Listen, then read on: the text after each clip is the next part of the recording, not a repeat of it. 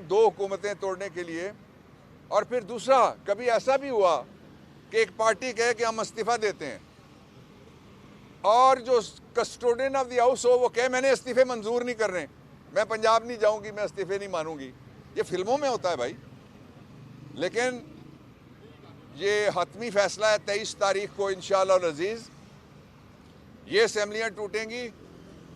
मरकज़ी असम्बली से भी, जो नेशनल असम्बली है उसमें से भी इस्तीफ़े आएंगे उससे पहले इंशाअल्लाह, और उसके साथ ही पूरे पाकिस्तान में इलेक्शन होगा।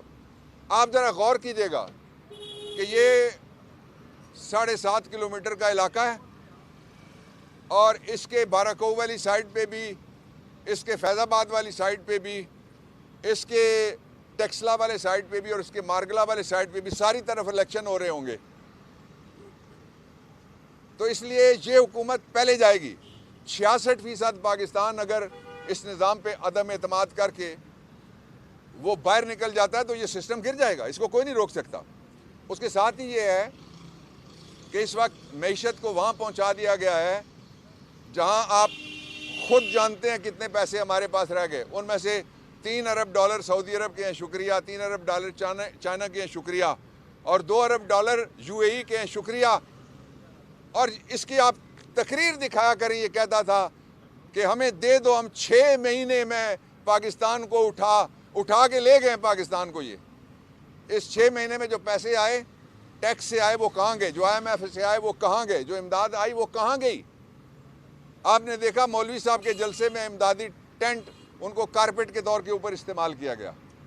तो इसलिए इस जालिमाना निज़ाम से निजात के लिए हकीकी आज़ादी मार्च के आखिरी दिन जो फैसला इमरान खान ने किया था उस पर अमल होने जा रहा है और इंशाल्लाह बहुत जल्द पाकिस्तान के लोगों को ठंडी हवा मिलेगी।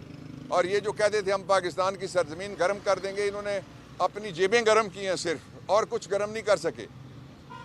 उसके साथ ही जो इमरान खान हैं उनके फ़ैसले पे पूरी तहरीक इंसाफ यकसू है और पंजाब हुकूमत तोड़ने के लिए हमारे इत्तेहादी भी हमारे साथ हैं और हम यकसू हैं। किसी किस्म का कोई नेगेटिव प्रोपेगेंडा काम नहीं आ सकता PDM के। सिर्फ एक चीज़ काम आ सकती है इस मुल्क के कि पहले इन्होंने मईशत का बेड़ा गर्क किया, फिर इन्होंने पाकिस्तान की पार्लिमान का बेड़ा गर्क किया, फिर इन्होंने NRO 2 लेकर एहतसाब का बेड़ा गर्क किया, फिर इन्होंने एहतसाब के कानून का बेड़ा गर्क किया। और अब बड़ी बदकिस्मती की बात यह है